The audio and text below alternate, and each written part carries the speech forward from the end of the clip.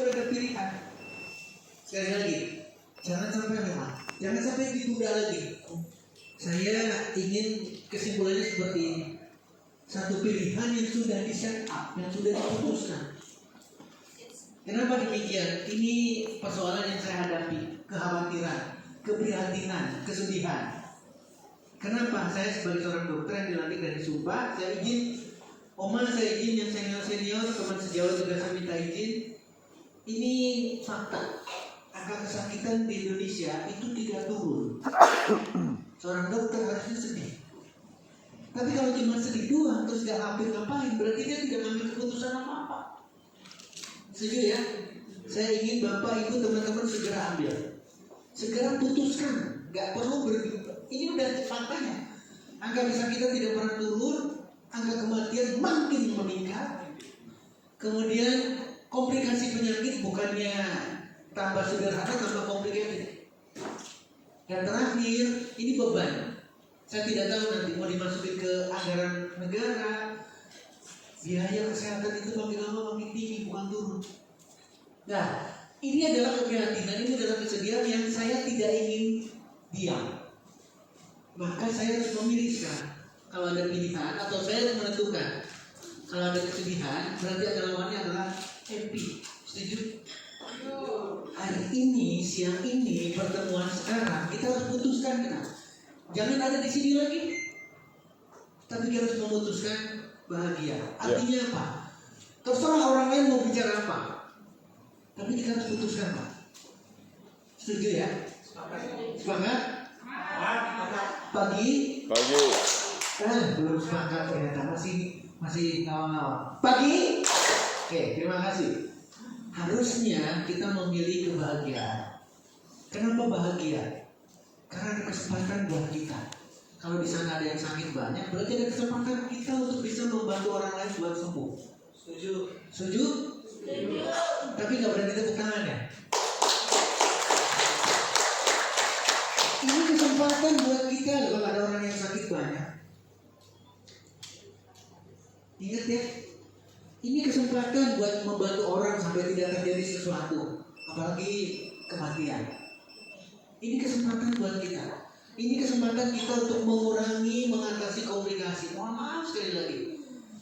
Kalau sudah masuk di satu penyakit komplikasi, diabetes, tambah lama, tambah sulit, bukan tambah sembuh. Yuk kita pikirkan sekarang dan ambil keputusan sekarang. Kita menilai satu kesempatan. Dan yang terakhir, sakit itu capek banget. Capek uangnya, capek fisiknya, capek mentalnya, sampai frustasi. Mudah-mudahan kita bisa bantu meringankan biaya. Setuju? Setuju. Boleh minta tepuk tangan? Jadi saya ingin mendapatkan satu komitmen. Keluar dari ruangan ini kita punya komitmen ini. Kita putuskan sekarang untuk bertindak. Gak usah berpikir apa lagi. Karena kenyataannya ini tidak pernah selesai. Keprihatinan ini tidak selesai. Kita harus ngambil posisi dari sini. Ya, ingat ya, yang hipertensi bukan berkurang, makin naik. Tadi sudah disampaikan sama Bu Natali, umur 18 tahun darahnya udah kental. Di Indonesia hipertensi sudah terjadi di umur 18 tahun. 18 tahun sudah kena hipertensi, bahkan tensinya sampai 220 lebih. Itu fakta. Yang kena stroke lebih sedih lagi. 15 tahun di Indonesia sudah kena. Riset Kesehatan Dasar 2018, Kementerian Kesehatan, itu fakta. Angka ada di sini. Dan juga yang diabetes. Diabetes meningkat dari 6,9 sampai 10,9, meningkat terus-terusan. Terakhir kanker, ini mau jadi catatan buat ibu-ibu. Kanker di Indonesia meningkat, dan kanker pada wanita di Indonesia 4 kali lipat lebih dibandingkan kanker pada laki-laki. Ini catatan penting. Jadi tidak bicara kanker paru-paru saja. Angka kanker paru-paru pun antara laki-laki dengan wanita itu sama.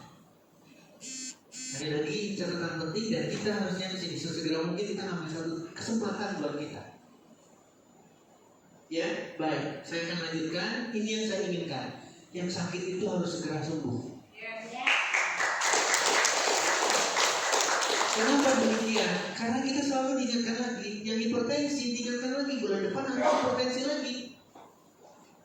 Yang diabetes diingatkan lagi harus sering-sering diabetes ya, harus sering-sering kontrol. Itu berarti diabetes lagi. Harus sering-sering hipertensi, berarti tiap bulan akan melakukan yang sama. Ini kita berpikir sekarang ini, kita diskusikan, harus ketemu kata sembuh. Yang ada berani tepuk tangan ya. Baik. Nah, saya ingin menyambung apa yang disampaikan sama Bunda tadi mengenai Pohowe. Pohowe punya konsep segitiga. Ya, kenapa demikian segitiga? Karena ini sudah pasti. Pohowe dilahirkan di Moskow, berarti 16 tahun yang lalu. Itu mengajarkan kita semua untuk melakukan detox. Detoxnya dengan apa? Dengan Ros Oligos. Ini adalah Ros Oligos. Isinya apa? Oligosakarida. Isinya adalah prebiotik, makanan. Makanan untuk flora normal, makanan untuk bakteri yang bagus yang ada dalam saluran pencernaan kita. Ini adalah Ros Oligos. Jadi di detox, konsumsilah Ros Oligos untuk membersihkan pencernaan kita. Kemudian Pohowe menyediakan ini adalah Pohowe oral liquid. Isinya jamur, Ganoderma dan Cordyceps. Jamurnya diapakan, Dr. Stio? Jamurnya difermentasi. Jadi ini ada 6 botol seperti di sini gambarnya, 6 botol, dan ini langsung dari sana yang bukan diproduksi di Indonesia. Sekali lagi, packingnya luar biasa. Tinggal kita tusuk, tinggal kita konsumsi. Satu botol. Ini untuk memperkuat tubuh kita. Nutrisinya sudah disediakan lagi sama Pohowe berupa kolostrum dengan nama Pohostrum. Ketika bicara kolostrum, seperti kita semua tahu, berarti isinya adalah antibodi, imunoglobulin. Isinya adalah vitamin, isinya adalah asam amino, isinya adalah trace element. Lengkap sudah disediakan dengan nama Pohostrum. Nah, umumnya karena konsentrasi kita hanya pada alat, sekali lagi pada alat, ini portable medical device, kesini seolah-olah ini adalah Pohowe. Itu yang harus kita pikirkan baik-baik. Setuju ya? Baru aja tadi pagi saya dapat berita, dok, saya udah terapi 3 hari, tapi belum ada perubahan, malah kelihatannya sakit. Lupa, ini tidak dilakukan, tahu-tahu muncul langsung diterapi. Paham sekarang? Pohowe mengajarkan kita segitiga ini. Boleh tepuk tangan sebentar? Tapi yang keras, ini yang keras. Saya pengen ditepuk tangan dan keras. Nah, benar tadi saya sudah mengingatkan lagi ada alat yang baru lagi, yaitu Photo Device Pro. Ini adalah fototerapi, terapi cahaya. Mudah-mudahan nanti akan ada gambaran. Jadi Bapak Ibu teman-teman sekalian, ini mungkin nyari-nyari ini tersebut bahwa apa sih? Ini adalah PMB ya. Ini adalah alat yang barusan disebutkan. Tuh sekarang Bunda tadi sekarang ketawa. Saya sudah bawa lengkap semua. Sarung tangannya saya bawa. Ini adalah PMB. Dan bukan cuma ini, Bapak Ibu teman-teman sekalian. Saya sekarang sudah membiasakan diri, sorry baju. Saya ingin mencuri perhatian benar-benar. Saya sekarang bawa yang namanya Photo Device Pro kemana-mana. Ini yang saya katakan kita harus memutuskan diri. Jangan tunggu lagi. Ingat ya, kasihan banyak yang sakit. Bawa kemana-mana. Lalu ini Photo Device Pro, ini fototerapi yang saya bawa. Nanti tidak dibuka. Alatnya adalah ini yang di depan kita.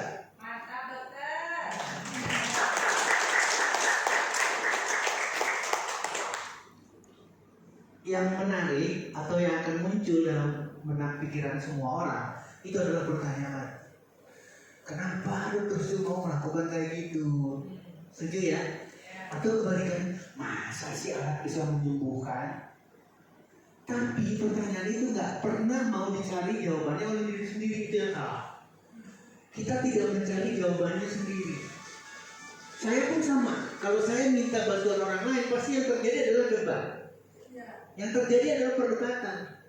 Dan perdebatan panjang tidak akan dapat apa-apa, kecuali menunda lagi. Setuju ya?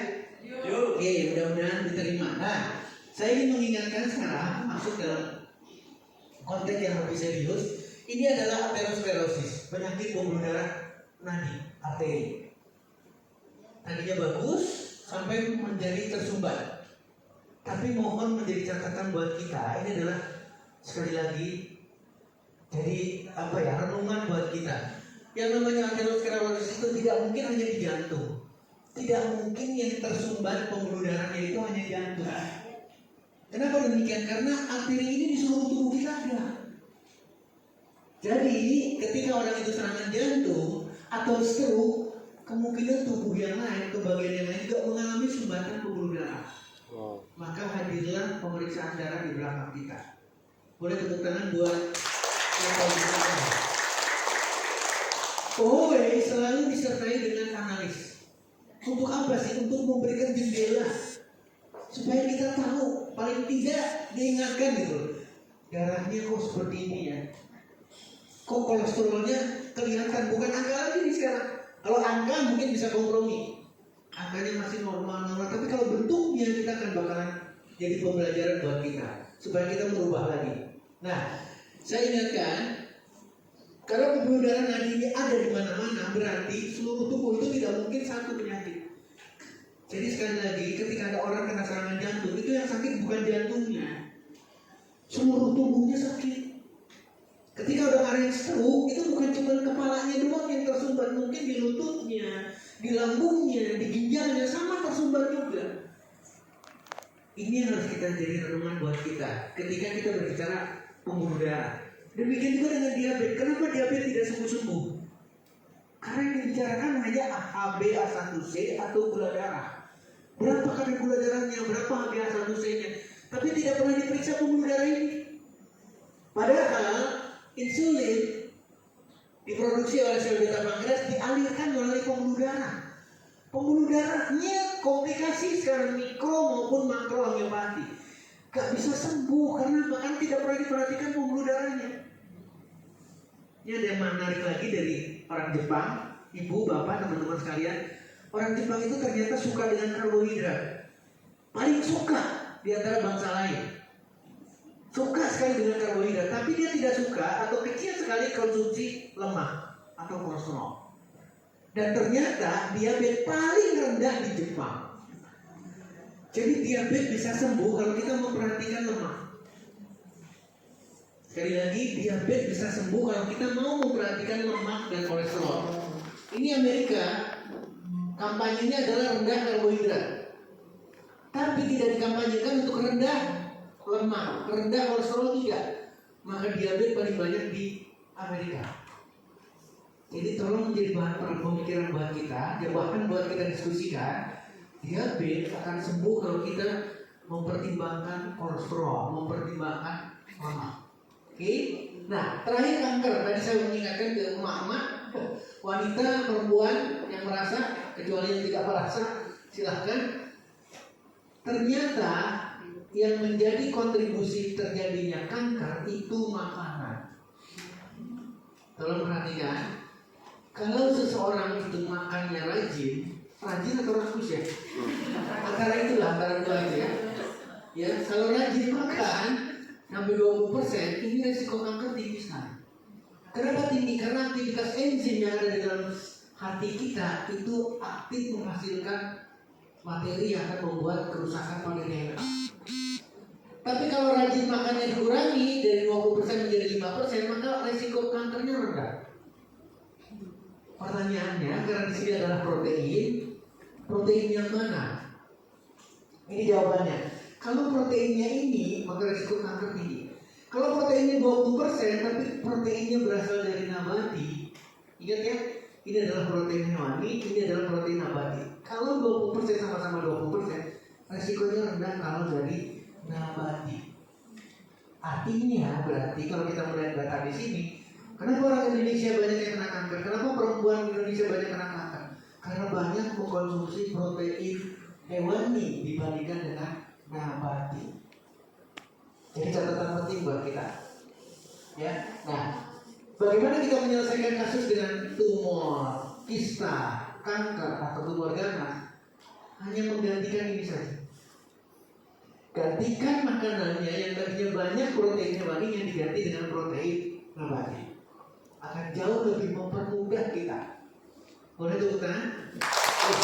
Ya. Sekali lagi Bapak Ibu, jangan pernah berpikir kita tidak bisa.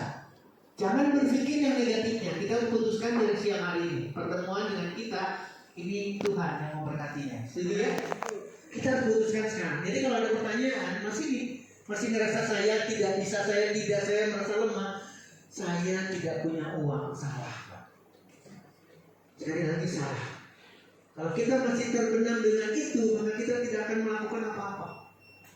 Padahal tidak. Tuhan telah memberikan tubuh kita dengan segitu istimewanya. Boleh tepuk tangan ya?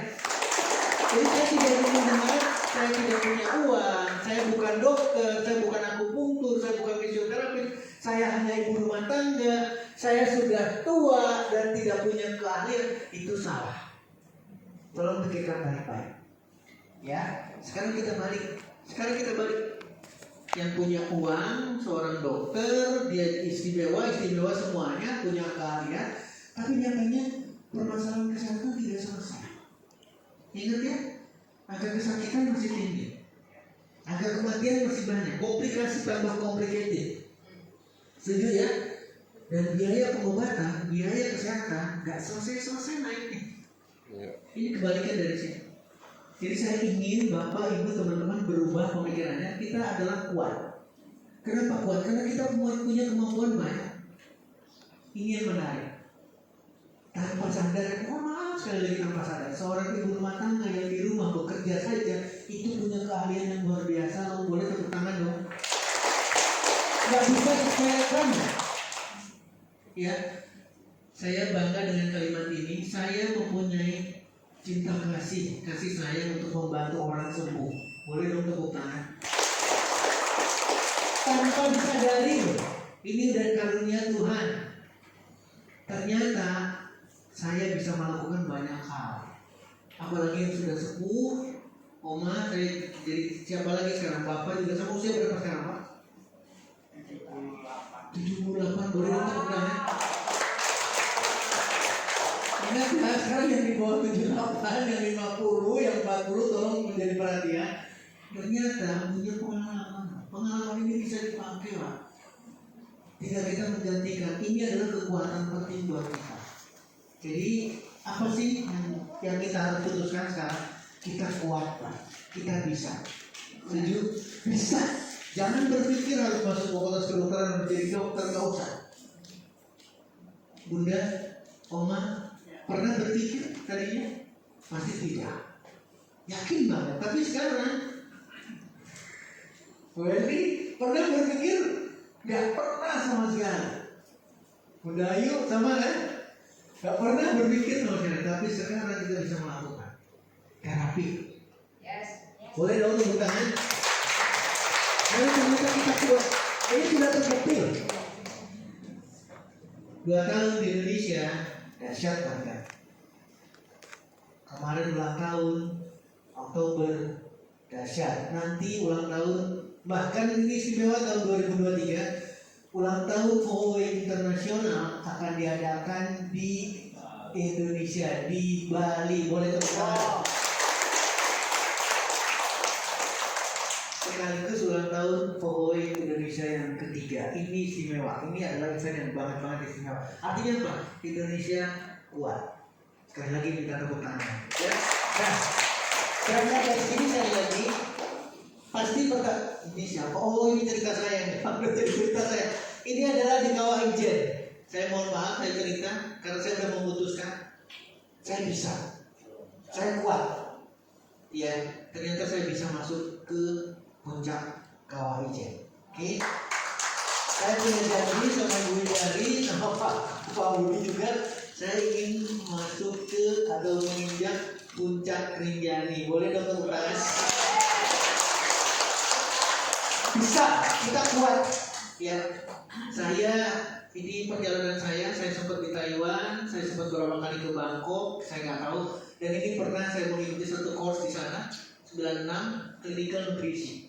Apa itu clinical nutrisi? Satu klinis, satu nutrisi yang akan bisa mengangkat orang menjadi jauh lebih sehat. Itulah yang disediakan oleh POE. Boleh dong tepuk tangan? Ya. Saya sempat tinggal di Paris untuk training, saya sempat ke Sydney. Ini apa lagi sekarang? Ini adalah di Botanical Garden yang Melbourne. Ini adalah Botanical yang Melbourne. Kemudian mohon maaf saya belum haji, saya baru umroh. Terus kemudian apa lagi di Paris, apa lagi sekarang? Ini di Rotorua, salah satu di Auckland sana. Ini pelantikan saya sebagai seorang dokter yang selesai di tahun 88 dan alhamdulillah sampai hari ini saya masih bisa bekerja. Boleh tepuk tangan? Pertanyaan Bapak Ibu teman-teman sekalian sama pertanyaannya. Ini tidak bisa keluar dari pertanyaan ini. Apa mungkin BND yang saya bawa ini dan PDP yang di sana itu bisa membantu penyembuhan? Ingat ya, bagus banget saya kalimat kata kunci dari Bunda tadi bagus banget. Jadi kita demo, ingat ya, berarti kita show. Hanya ingin menunjukkan beberapa menit, bukan untuk menjadi seorang ahli di sana. Tapi ini akan membantu banget. Kita lihat sama-sama. Kenapa? Karena ada dasar hukumnya. Ya. Ini adalah peraturan pemerintah Republik Indonesia 103/2014 tentang apa? Pelayanan kesehatan tradisional. Jadi bahannya atau kekuatannya ada di sini. Kenapa demikian? Karena ini memberikan kepastian hukum. Memberikan kepastian hukum bagi siapa pengguna, siapapun yang menggunakan produk tradisional maka memenuhi aturan. Yang membanggakan buat saya adalah memberikan kepastian hukum bagi pemberi pelayanan kesehatan tradisional. Member POHOE yang sudah menjadi member berarti melakukan ini, pelayanan kesehatan tradisional. Jadi ini adalah catatan penting buat kita sama-sama. Kalau kita sudah jadi member berarti mempunyai kesempatan untuk melayani orang lain, membantu orang lain dengan konsep tradisional, bukan dokter, bukan medis, bukan obat. Boleh tepuk tangan? Saya bangga karena akhirnya adalah sembuh. Tapi prosesnya bukan seperti yang diduga sama sekali. Ini harus kita siasati. Kenapa demikian? Karena dasarnya adalah portable magic device. Ini adalah tradisional. Bekam itu umurnya jauh, ya. Kerokan atau kerikan sama nih. Terus kemudian terapi dengan hipotermia ini juga sama, udah masa lalu. Demikian juga dengan tusuk jarum atau akupunktur.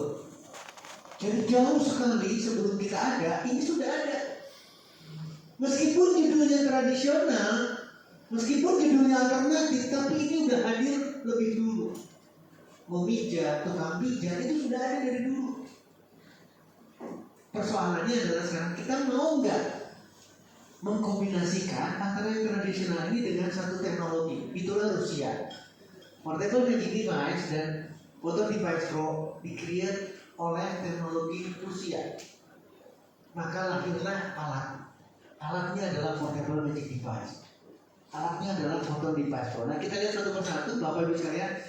Kenapa judulnya beda? Kita cuma mendemokan. Nah ini yang menarik.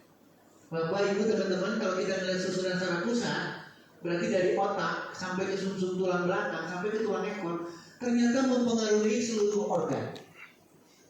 Tolong pikirkan, mempengaruhi seluruh organ. Jadi apa sih yang dilakukan oleh teman-teman POHOE? Hanya mengusap kanan, kiri dari tulang belakang. Kalau ini yang dilakukan dengan TEN-nya, dengan transcutaneous nerve stimulation, maka paru-paru akan terangsang. Maka jantung akan terangsang, lambung dan seterusnya sampai ke organ reproduksi itu juga akan terangsang, akan terstimulasi.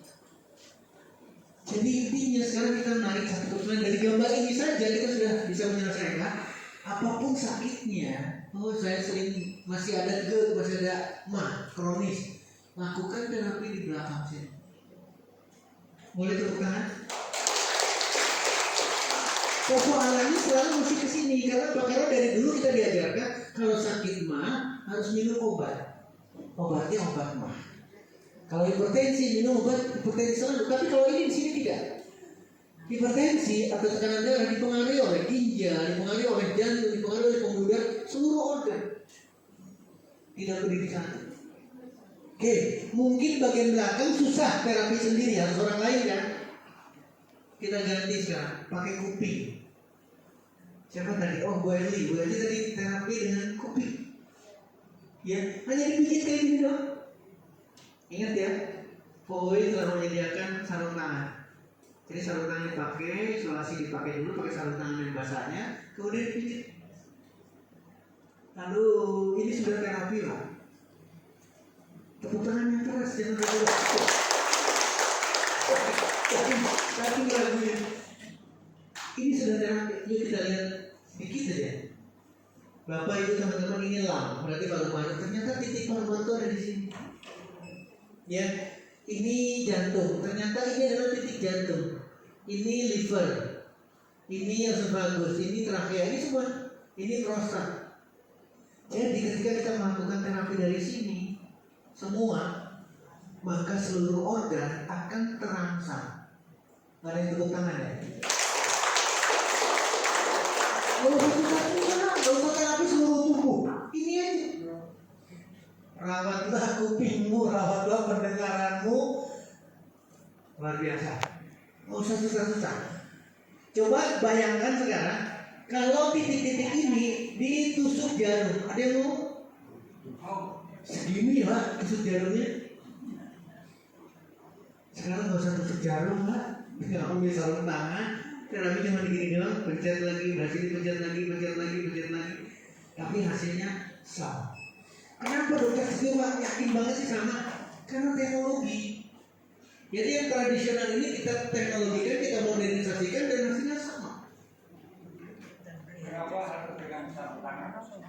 Kenapa harus sarung tangan? Karena nerve stimulation nanti didemokan, ya. Supaya terasa. Supaya terasa seperti apa nanti dengan sarung tangan. Kalau nggak pakai sarung tangan nggak bakalan ada nerve stimulation rangsangannya. Sekali lagi ini adalah kesempatan buat kita mempermudah dan Tuhan memberikan kanan kiri. Masa kita sudah usaha yang kanan belum selesai, belum sembuh, yang kiri juga kita lakukan. Sudah 2 usaha. Setuju ya? Oke, sekarang saya ganti. Masih nawar lagi nih. Susah banget sih kuping. Oke, sekarang tangan. Di tangan pun sama. Ini adalah inti jantung. Ini adalah liver. Ini adalah ginjal. Jadi dengan memberikan terapi pada jari-jari tangan kita atau telapak tangan kita bagian depan maupun punggungnya, maka kita sudah terapi. Halo.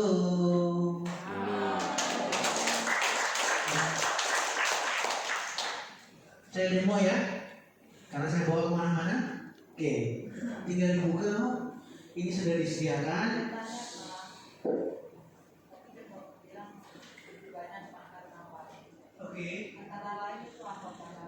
Oke, nabati itu berarti adalah buah dan sayur. Buah, sayur, ubi, kacang, biji. Itu adalah nabati. Ya.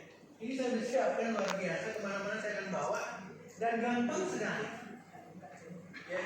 Kalau ingin nantinya juga sama pembelajaran hal yang sama. Ya. Boleh. Nanti pakai mic itu ya, mic yang clip on ya. Oke, terima kasih Pak Budi. Jadi Bapak Ibu sekalian, kalau tadi pertanyaan Bapak adalah pakai sarung tangan, OWE menyediakan juga elektropad. Sekali lagi, saya ingin memberikan terapi pada punggung tangan saya. Maka gunakan elektropad tinggal dilepas dari